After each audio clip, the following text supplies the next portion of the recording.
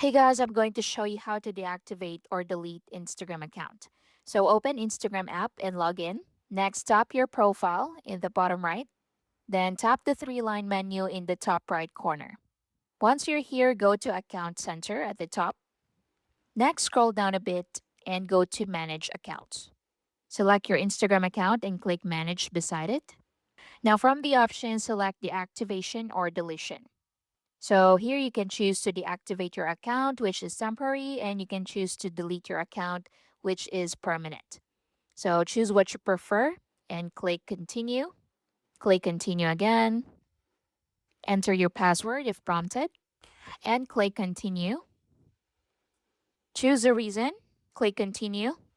Click continue again. So follow the prompts to delete your account.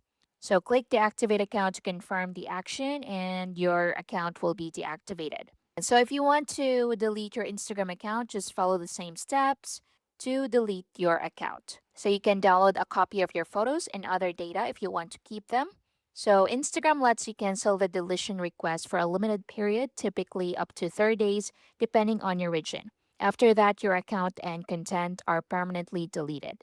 And that's basically it. Thank you for watching.